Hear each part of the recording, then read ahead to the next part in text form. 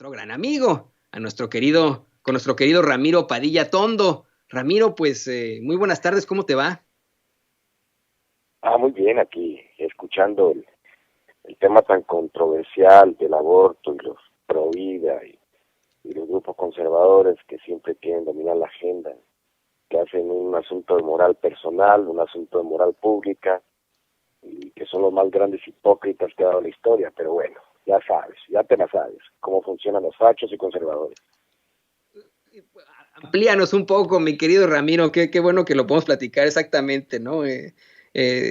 Son los más grandes hipócritas. Muchas personas se dicen ser muy conservadoras y de la vela perpetua y etcétera, y muchos de ellos terminan optando también por el aborto, ¿no? O sea, esa es la realidad.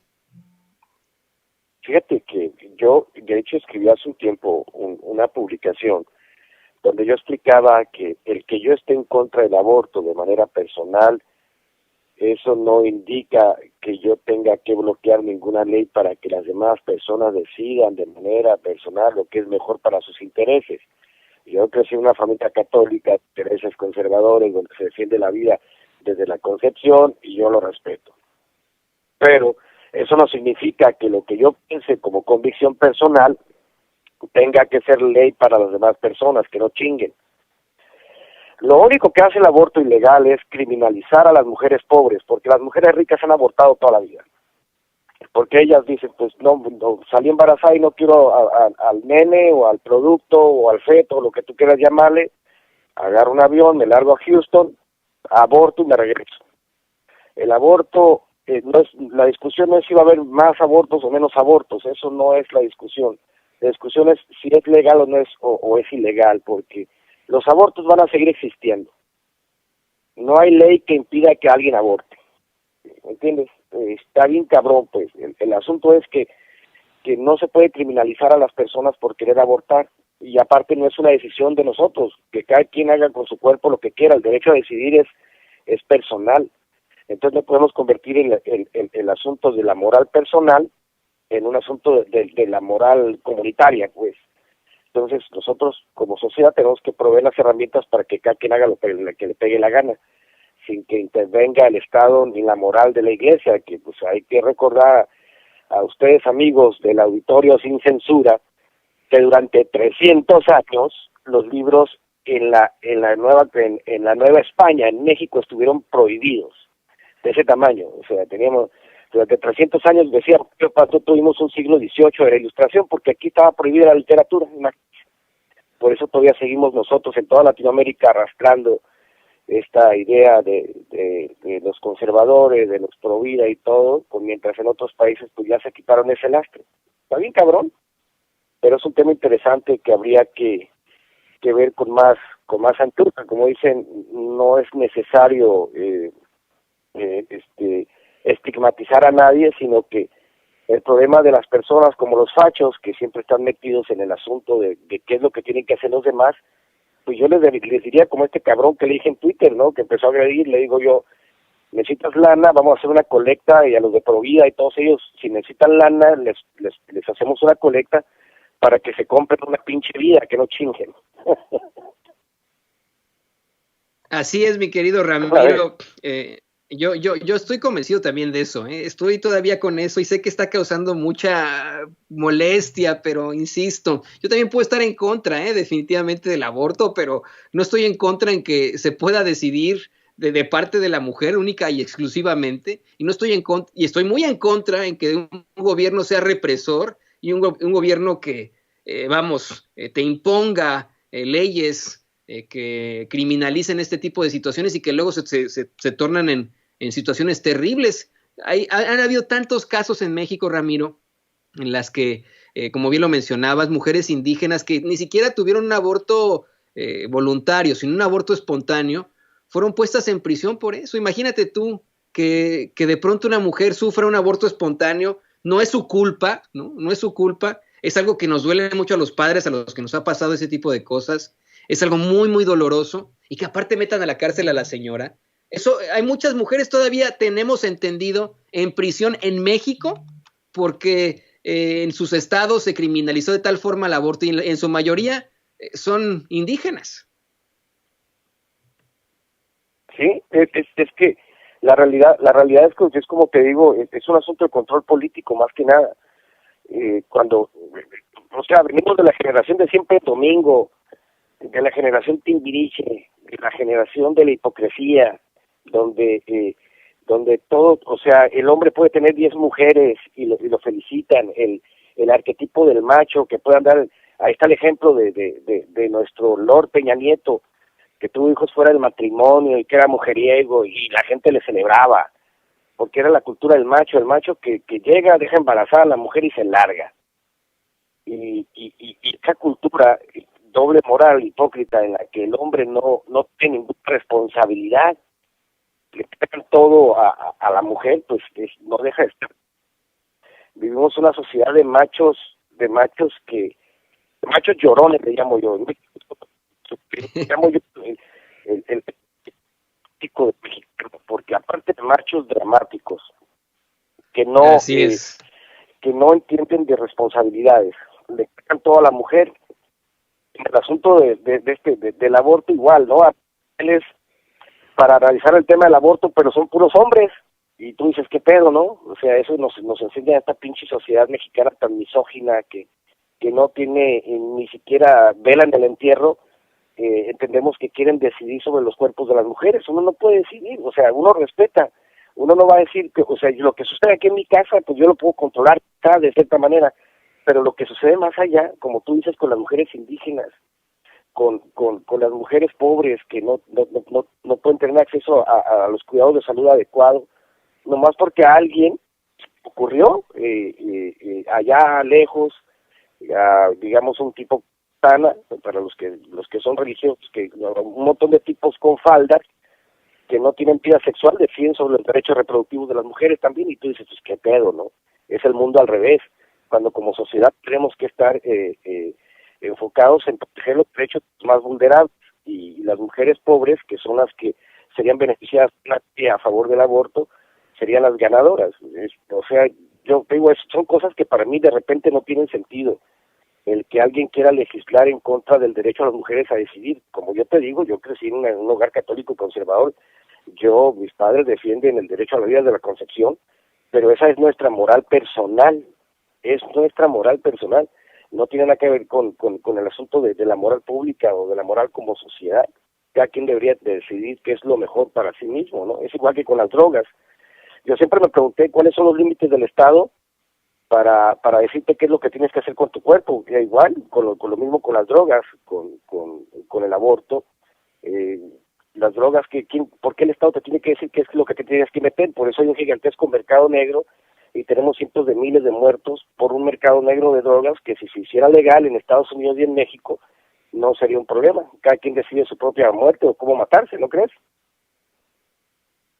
Así es, insisto yo con eso, es nuestro principio de autodeterminación, pero vamos ahora sí al tema, mi querido Ramiro Padilla Tondo, porque se pone aún más controvertido. Hablando de llorones, pues siguen estos llorones del Instituto Nacional Electoral causando más controversias.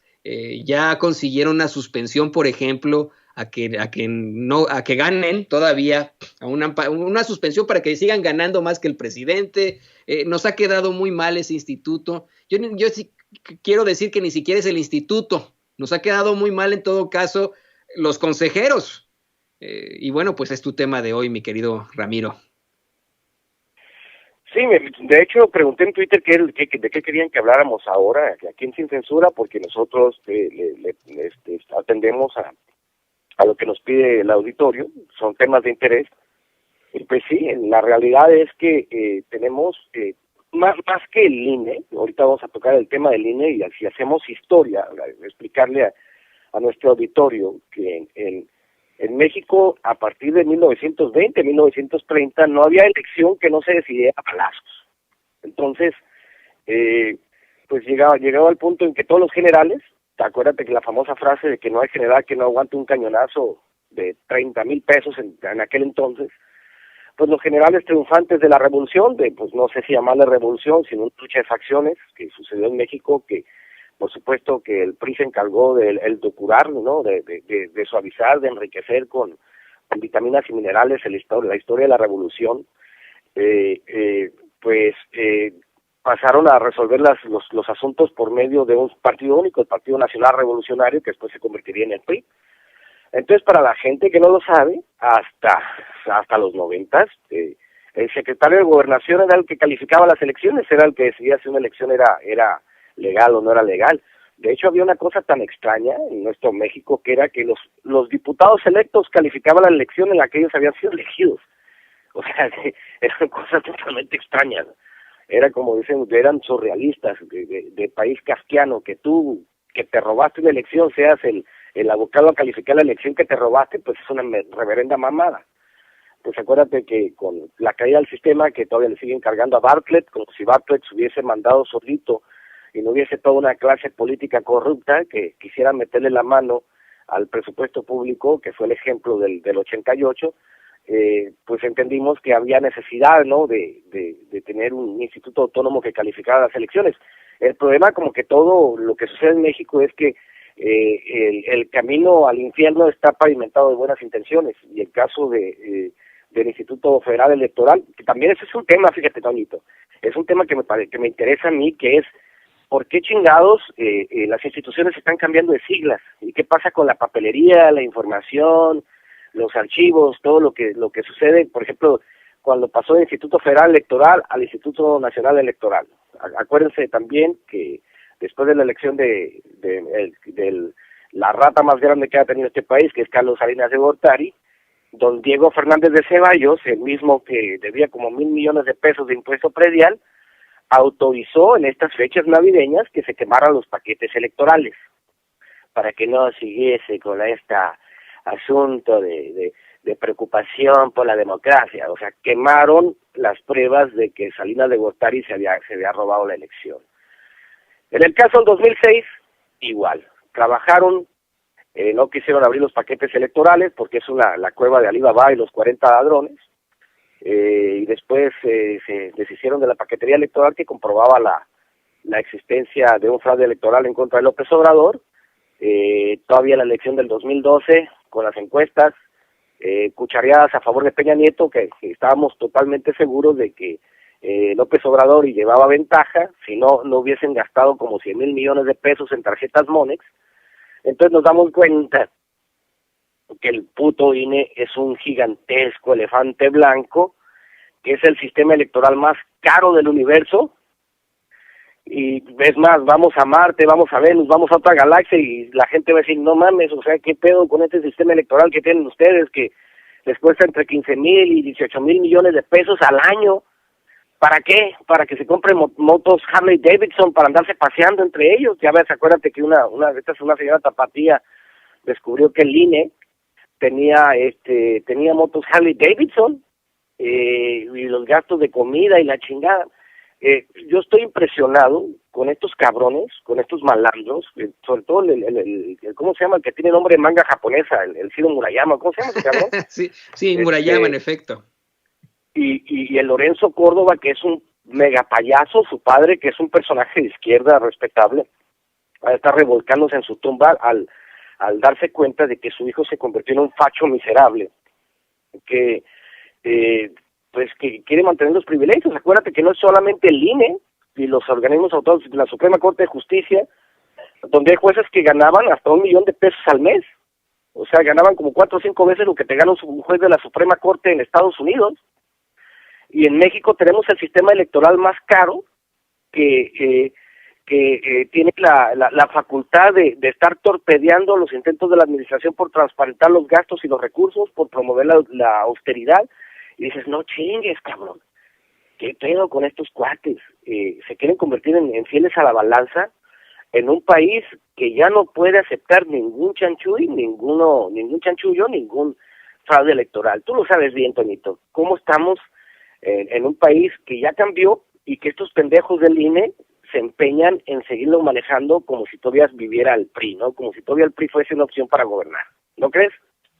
No, y ¿sabes qué? Que recientemente el mismo Lorenzo Córdoba Villalobos se quitó la máscara con estas declaraciones que hizo sobre el populismo y etcétera, y quedó como el más prianredista de los mexicanos. Esa sí es la realidad, después de que lo vimos sustentar el fraude en 2006 con su firma, después de que en 2012, todavía como consejero, no consejero presidente, dijo que no hubo fraude en el dinero que obtuvo el PRI para la campaña de Peña Nieto, y hoy sabemos todo lo de Odebrecht. Es absolutamente ridículo, Ramiro.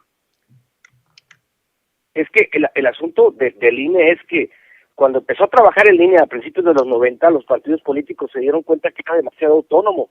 Dijeron, no, güey, pues no, si no podemos controlar el INE, pues qué pedo, ¿no? Mejor vamos a poner consejeros, nos repartimos los consejeros, ahí te van 3 para ti, 3 para mí, 2 para este cabrón, 1 para el otro cabrón, y ahí más o menos nos repartimos, y esta autocracia dorada dice, pues que yo, de maravilla, yo puedo ser consejero, me voy a ganar un billetón por ser consejero, y ahora se han convertido en un grano en el culo, ¿no? Estos cabrones que siguen jodiendo o siguen siendo partidistas cuando tendrían que ser totalmente apartidistas. Y la pregunta es, ¿cómo diablos llegamos a este punto de tener un Instituto Nacional Electoral tan gigantesco, tan oneroso, que no sirve para nada, que cuando no es año electoral piden un presupuesto de 15,000 millones de pesos, por ejemplo, ¿como para qué? Para 5 elecciones municipales. O sea, lo buscas el año pasado el presupuesto y estaban indignados porque les habían recortado 3,000 millones de pesos. ¿Para qué quieren 15,000 millones de pesos en un año que no es electoral? Y ahora para el próximo año, que es el 2021, que viene una elección masiva, los cuates exigen más presupuesto. ¿Presupuesto para qué? ¿Presupuesto para qué? Estos cabrones no entienden. Yo de verdad, te lo digo, leo y me encabrono. Yo creo que igual la mayoría del público, tú, Toño, Vicente, todos nosotros, leemos ese tipo de cosas y nos encabronamos. Decimos, ¿cómo es posible que vivamos en un pinche país donde todo estaba destinado al robo, todos se robaban, todo? Y ahora los güeyes del INE igual están en esa onda, en esa dinámica de mantener, sobre todo, como ellos llaman, ¿no?, los organismos autónomos que mantienen el equilibrio de los poderes de la nación. Y tú dices, no mames, ¿cuáles poderes saco? Poderes, organismos autónomos que defienden, no sé qué, defienden mi madre, defienden sus propios privilegios. Son los únicos que se ampararon, ¿no?, para no recortarse los salarios y los de la Suprema Corte. ¿Por qué? Pues porque quieren seguir mamando toda la vida el presupuesto. A mí me preguntaron qué se puede hacer para acabar con este Lorenzo Córdoba. Yo creo que no se puede hacer mucho. Nosotros esperar que se acabe su periodo y ver si podemos elegir más, porque si el presidente mete la mano ahí, de por sí se tiran al piso, los derefachos se tiran al piso diciendo que el presidente es autócrata, autoritario, es un dictador. Imagínate si pone orden en el INE, ahí igual se van a tirar al piso todos, van a decir, no puede ser posible, no, maldito presidente, lo que nos está haciendo. Entonces, pues hay que aguantarlo más y ojalá que no se conviertan en un factor de trampa la próxima elección, porque nosotros, todos los de la red AMLO, los vamos a volver a aplastar, y eso ellos lo tienen que saber, ellos lo saben. No tiene manera, si se unieron el PRI-RD es porque no tienen esperanza de tener mayoría. Entonces, para evitar que Lorenzo Córdoba siga haciendo trampa, pues vamos a votar masivamente otra vez, a pesar de que no estemos muy de acuerdo con algunos candidatos de Morena, vamos a votar de manera masiva por ellos y los vamos a aplastar ahora sí para siempre a ellos, para que lo entiendan. ¿Cómo la ves, Toño? Tiene que ser el pueblo el que decida esto, no el Poder Ejecutivo, tiene que ser el pueblo el que le dé en la torre en todo caso a estos funcionarios corruptos del Instituto Nacional Electoral. Quiero hacer una fe de ratas, es Córdoba Vianello, Lorenzo Córdoba Vianello. Estaba yo pensando en Córdoba Villalobos, otro impresentable funcionario de la era calderonista. Pero mira, se nos acaba el tiempo, siempre las pláticas con Ramiro son fantásticas, son muy, muy buenas, muy interesantes, pero se nos está yendo el tiempo como agua, querido Ramiro. Te queremos, primero que nada, desear un muy feliz año nuevo. Insistimos con esto, tus participaciones aquí en Sin Censura son tan preciadas, la gente siempre quiere saber más sobre Ramiro Padilla Tondo, y te vamos a pedir, si es posible, que nos compartas tus redes sociales, que nos digas cómo va el pequeño Chairo Ilustrado, la venta del libro, para terminar. No, pues yo les agradezco mucho a las personas que me han escrito a través del Twitter, sobre todo, diciéndome que me siguen en Sin Censura. También les mando un abrazo y un besote a las personas que me rayan la madre en Twitter y que me dicen chingaderas, y a los que me reportan por decirles lo que es. También les mando un abrazo a mis queridos fachos, y quiero decirles al público de Sin Censura que El Pequeño Chairo está a través de Gandhi y de Sanborns en impresión bajo demanda, y para mis hermanos migrantes de Estados Unidos, los segundos héroes más importantes de esta pandemia, el libro está en Amazon. Les mando un abrazo y les agradezco mucho a todos. Estoy en Twitter como @RamíroAtondo. Les agradezco a todos los que nos siguen, a la gran familia de Sin Censura, igual a ti, Toño, a Vicente, a Ceci, a todos, a Meme y a Mel, a todos. Un fuerte abrazo, y es un verdadero placer convivir con ustedes en este espacio que precisamente hace honor a su nombre, Sin Censura. Te mando un abrazo muy grande, Toñito. Y compren El Pequeño Chairo ilustrado, cómprenlo. Cómprenlo, sí, cómprenlo, búsquenlo aquí en Estados Unidos o allá en México, están ya en todas partes, cómprenlo por favor. Te mandamos un gran abrazo, Ramiro, como siempre, también con muchísima fuerza en la voz, como siempre, con todo pues este análisis tan importante y sin pelos en la lengua, que eso es lo más importante, Ramiro. Y bueno.